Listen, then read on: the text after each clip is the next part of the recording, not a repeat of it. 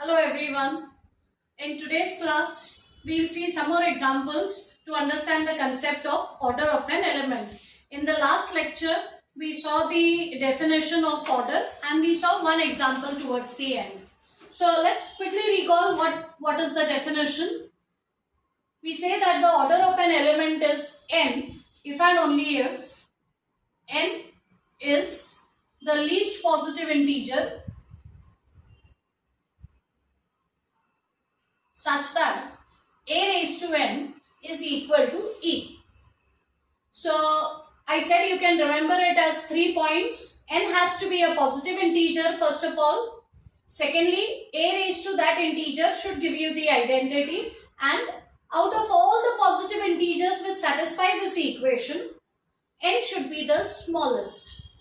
And also I mentioned that if the group operation is addition, then instead of a raised to n, it would be more appropriate to write n times a.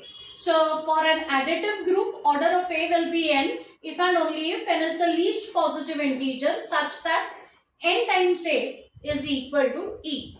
And we also mentioned that if there is no such positive integer, then the order of a is said to be infinity. So let's start with this example. Here, let us find the order of every element in the group Z6, addition modulo 6.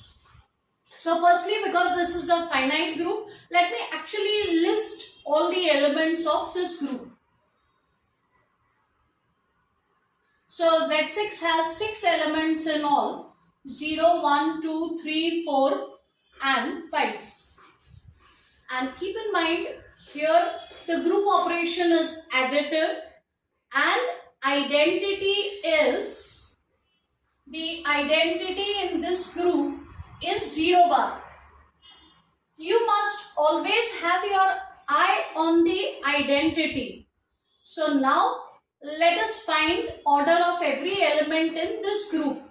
And I so love this example because there is every chance that you could go wrong in this example. So firstly, I would ask you all to find the order of 1 bar to begin with, keeping in mind that the identity is 0 bar. So here, for some reason, I want you all to start with 1 bar, not with 0 bar. We'll look at 0 bar at the end. So I want you all to find the order of 1 bar, and for this, pause your video, try out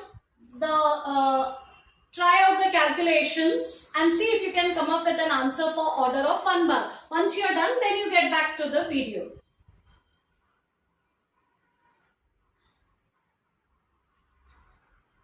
Okay, so if you are back and if your answer is 6, it is correct.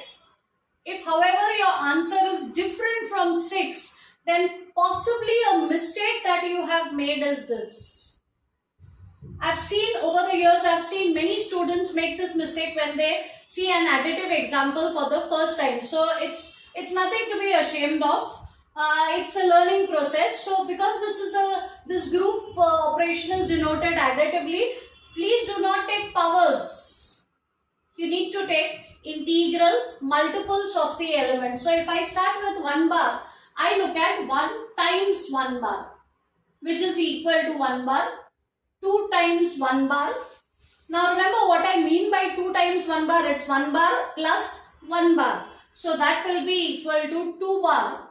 3 times 1 bar will be 1 bar plus 1 bar plus 1 bar, which will be 3 bar.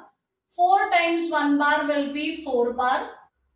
5 times 1 bar will be 5 bar. And 6 times 1 bar will be 6 bar, which is the same as 0 bar. So this is where I get the identity for the first time. Identity is 0 bar. The first positive integral multiple of the element that gives me the identity is 6. So we will say that the order of 1 bar is equal to 6. Now on exactly the same lines, try finding the order of 2 bar.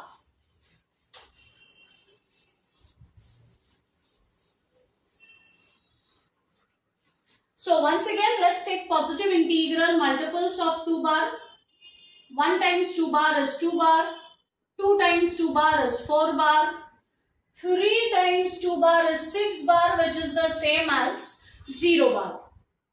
And therefore, order of 2 bar is going to be this integer. Please remember that the answer that you get for the order of whatever, this answer has to be a positive integer.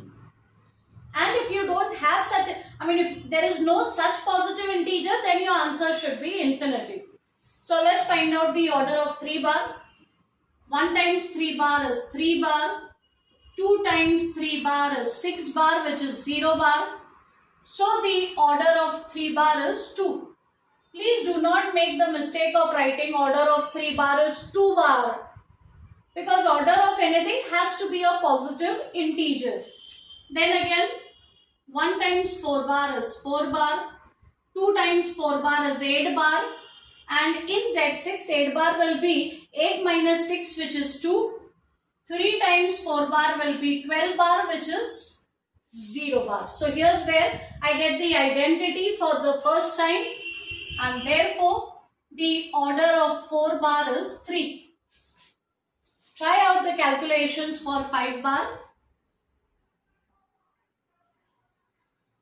Order of 5 bar also will be equal to 6. And for the identity, that is 0 bar, let's do the calculation at the end. 1 times 0 bar itself will give me 0 bar. So the order of 0 bar will be equal to 1.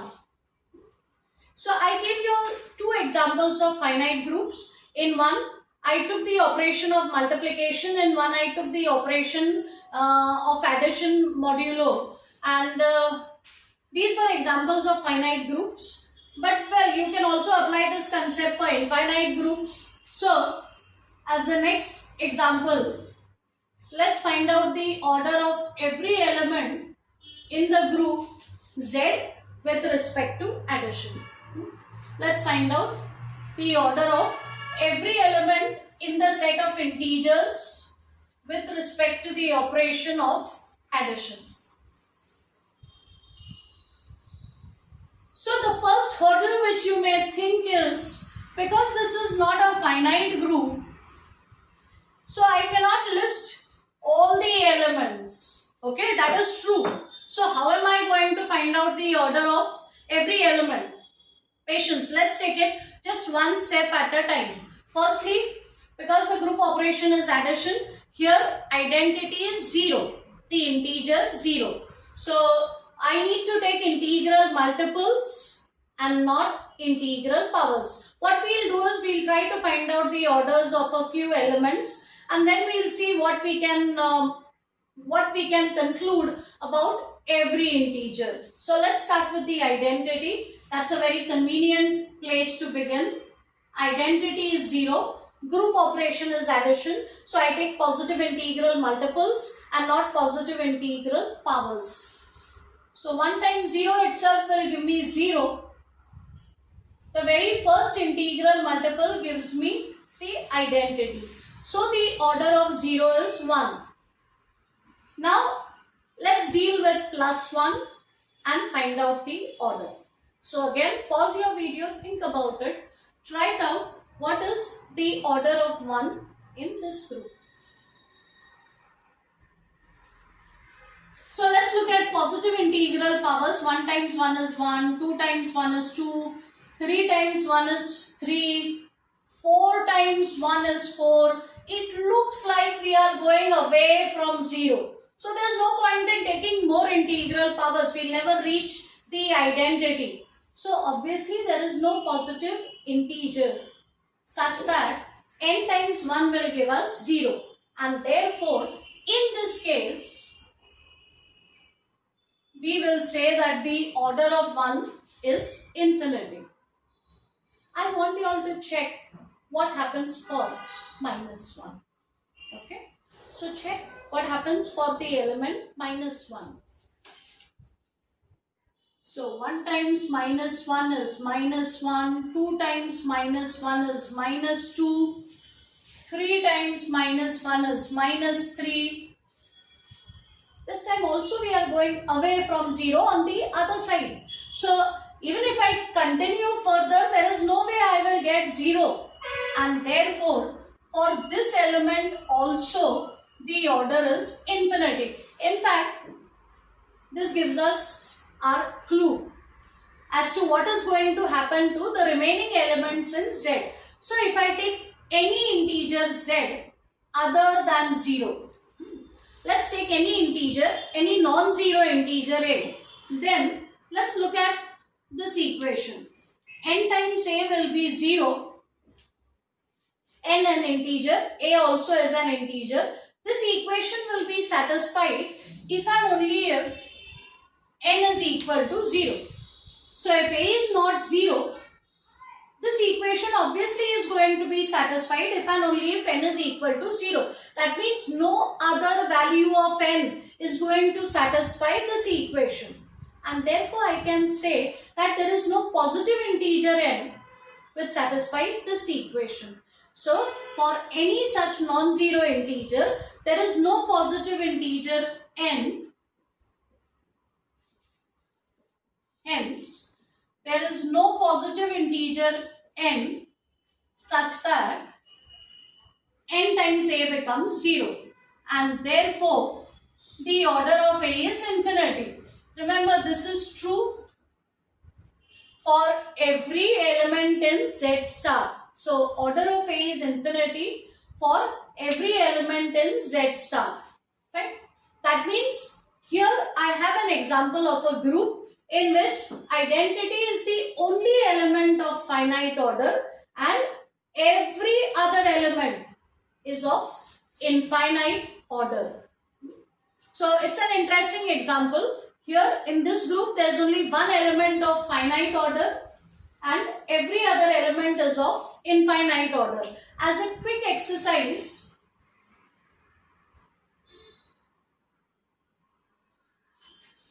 let's look at the next example and let's try and find out the order of every element in the group Q star with respect to dot. Q star means the set of non-zero rational numbers.